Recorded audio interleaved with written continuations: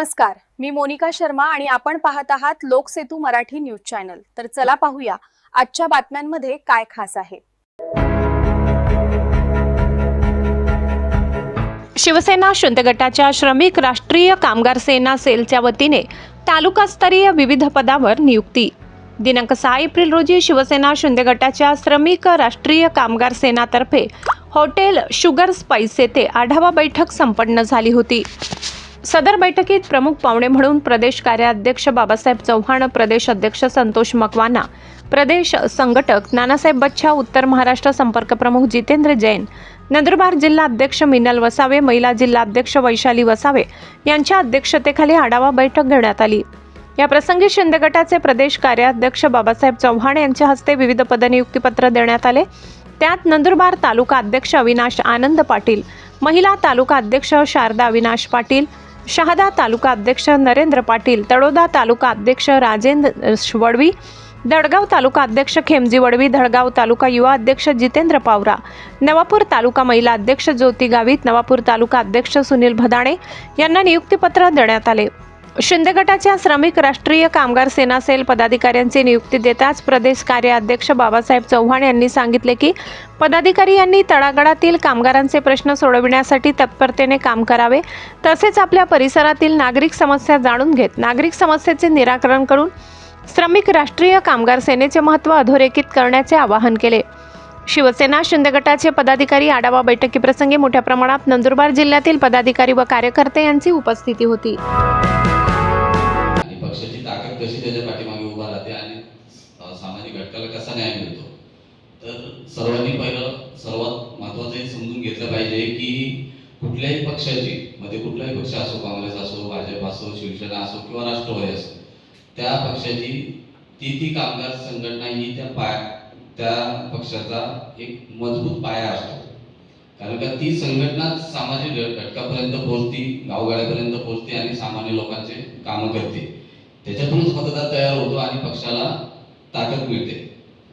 तसंच ही आपली श्रमिक राष्ट्रीय कामगार सेना ही शिंदे साहेबांनी स्थापन केली आणि शिवसेनेच्या नेतृत्वात ती काम करते।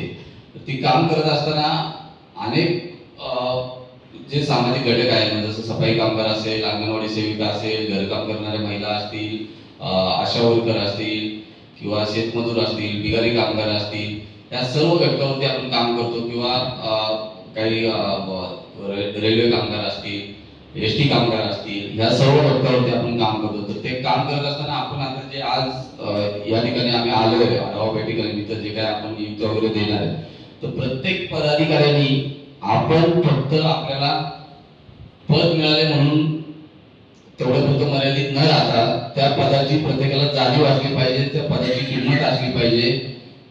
मी समजू शकतो की ग्रामीण भाग असल्यामुळे, आदिवासी भाग असल्यामुळे थोडा इंडस्ट्री एरिया कमी या भागात कमी आहे, त्याच्यामुळे रोजगाराचा प्रश्न आहे, अनेक अडचणीला तुम्हाला फेस करावं लागतं, सगळ्या गोष्टी मान्य। पण ज्यावेळेस तुम्ही काम कराल, तुम्ही लोकांना न्याय मिळवून द्याल, लोकांचे प्रश्न सोडवाल, तर त्यावेळेस पक्षही तुमच्यावरती लक्ष देतो, संघटनाही लक्ष देते आणि जे काय तुम्हाला आर्थिक गोष्टीला सामना करावा लागतो तो ऑटोमॅटिक हळूहळू तुमचा दूर करण्याचा संघटना आणि पक्ष आणि आपले गोरगरिबांचे कैवारी आपले दैवत एकनाथजी शिंदे साहेब हे नक्कीच आपल्या सगळ्यांच्या पाठीमागे खंबीरपणे उभं राहतात।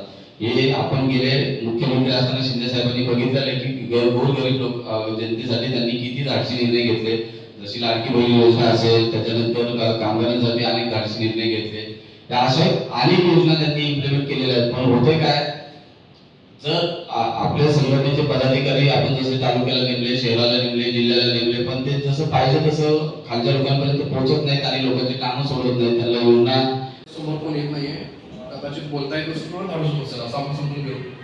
पण आज समाजामध्ये किंवा आपल्या व्यापारामध्ये जसं व्यापाराविषयी मांडला, भाजीमध्ये आम्हाला गाडी वगैरे नाही, तर शासनाने विविध तरतुदी आपल्या समोर सगळे केलेले आहेत। त्यात सफाई कर्मचारी असतील, मागासवर्गीय असतील किंवा व्यापार उद्योजक, त्यानंतर महिला आपल्या विधवा असतील, त्यानंतर विकलांग, अशा प्रमाणे जर तुम्ही तर केला तर शासनाकडे तुम्ही जोपर्यंत नगरपालिका तुमच्या प्रशासनाकडे तुम्ही जोपर्यंत अर्ज करत नाही तोपर्यंत तुमचा विचार केला जात नाही।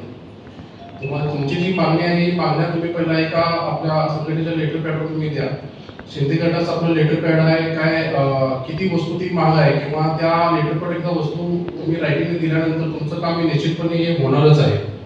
त्यासाठी तुम्ही समोरून पहिला सर्वांनी ऍप्लिकेशन करणे आणि ज्या काही शासनाच्या तरतुदी आहेत, मागणी एकनाथ शिंदे साहेबांनी आपल्याला सर्व सुविधा कामगारापासून सर्वांपर्यंत शेतकरी घटकापर्यंत सगळ्यांना सुविधा आपल्याला दिलेल्या आहेत. आपण फक्त समोरून आपल्याला त्यासाठी घ्यायचं आहे. तर सर्वांना विनंती अशी आहे की सर्वांनी सर मॅडमच्या माध्यमातून आपण सर्वांनी एकत्र येऊन संघटित राहून आपल्या या संघटनेचे पहिला फर्स्ट आहे की आपण सभासद होऊ. 5% कोटा हा या त्या व्यापाऱ्यांनी देणं तरतूद ऑलरेडी शासनाने केली आहे. तर त्याप्रमाणे तुमची नगरपालिका, महानगरपालिका, ग्रामपंचायत काही असेल तर तुम्ही तिथे अर्ज करा की बाबा मी इथे हा व्यवसाय इथं करत आहे आणि याच्या अनुषंगाने मला 5%च्या हिशोबाने जे समजा 10 गाड्या असतील त्याच्या 5% गाडी आपल्या लोकांना रिझर्व आहे तिथे. आपण असं पण करू शकतो, असं नाही आहे की इतर जातीला तर नाही आहे, पण तुम्ही ती तरतूद तिथं जाऊन वापरू शकता. 5% रिझर्वेशन तुम्हाला ऑलरेडी तुम्ही तिथं जिथं काम तिथं करत आहात तिथं तुम्हाला. आणि सफाईची निगडीत जर असेल तर फ्री ऑफ कॉस्ट त्याला 1%, 5% मध्ये 1% ही सफाई कर्मचाऱ्याशी निगडीत काम करणारी त्याच्यावर अवलंबून जे कुटुंब असेल त्याच्याशी तुम्ही 1% तुम्हाला हा फ्री ऑफ कॉस्ट इथं व्यापारी संकुलामध्ये तुम्हाला तिथं गाळा देणे बंधनकारक आहे. प्रवीण चव्हाण, मुख्य संपादक, नंदुरबार. साठी एवढंच. ताज्या घडामोडी, स्थानिक बातम्या आणि महत्त्वाच्या अपडेट्स जाणून घेण्यासाठी आमच्या लोकसेतू मराठी न्यूज चॅनलला सबस्क्राईब करा. धन्यवाद.